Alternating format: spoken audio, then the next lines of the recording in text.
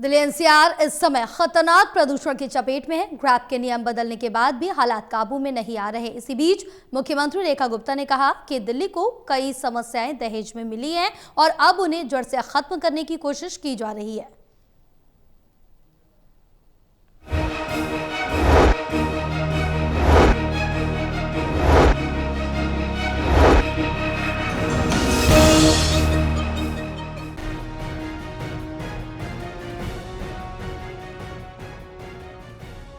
दिल्ली में प्रदूषण के मुद्दे पर लगातार आरोप प्रत्यारोप का दौर जारी है। दिल्ली में प्रदूषण लगातार खतरनाक स्तर पर बना हुआ है। इस बीच दिल्ली की मुख्यमंत्री रेखा गुप्ता ने बड़ा बयान दिया। सीएम रेखा गुप्ता ने प्रदूषण नियंत्रण की समीक्षा के दौरान पूर्व सरकारों पर तीखा हमला बोला। उन्होंने कहा कि दिल्ली में प्रदूषण को लेकर वर्षों तक कोई ठोस कदम नहीं उठाया गया। राजधानी बने इतने साल हो गए, लेकिन आधी दिल्ली में आज भी पानी और सीवर लाइन पूरी तरह से नहीं बिछी है। सीएम रेखा गुप्ता ने कहा कि दिल्ली में दहेज में हमें कई परेशानियां मिली। उन्होंने कहा कि व्यवस्था तभी बदलती है जब नीति और नियति दोनों साफ हो। पिछली सरकारें वोट बैंक की राजनीति में लगी रही, लेकिन मूल समस्याओं को हल नहीं किया। प्रॉब्लम दिल्ली में हमें दहेज में मिली और उन प्रॉब्लम पे मैं कई बार जब बैठ के सोचती हूँ कि क्या पिछली गवर्नमेंट ने कभी ये नहीं सोचा कि दिल्ली जो देश की राजधानी है, इन समस्याओं पे काम किया जाना चाहिए।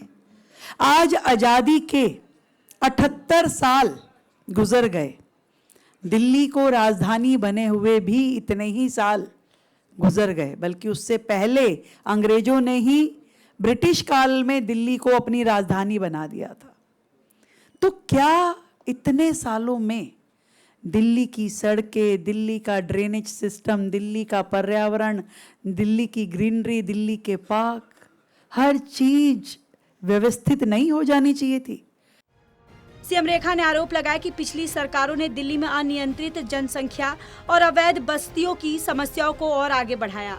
उन्होंने कहा कि प्रदूषण जैसी गंभीर चुनौती के बावजूद पहले किसी सरकार ने इसे प्राथमिकता नहीं दी। हालांकि विपक्ष ने बैठी कांग्रेस ने इन सभी आरोपों को सिरे से खारिज कर दिया।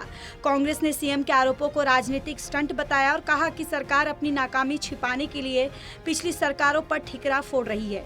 कांग्रेस ने कहा कि दिल्ली को स्वच्छ हवा देने की जिम्मेदारी मौजूदा सरकार की है। दिल्ली में जो 15 साल रहे कांग्रेस की सरकार के, मैं जिम्मेदारी से कह सकता हूं कि उसमें दिल्ली के वातावरण और पर्यावरण पर बहुत काम हुआ। दिल्ली का ग्रीन पैड बढ़ाया गया, 292% बढ़ाया गया। दिल्ली में बड़ी संख्या में पौधे लगाए गए। दिल्ली में क्लीनिंग का अभियान हमेशा चलता रहा और हमने प्रदूषण को इस स्तर पर कभी नहीं बढ़ने दिया।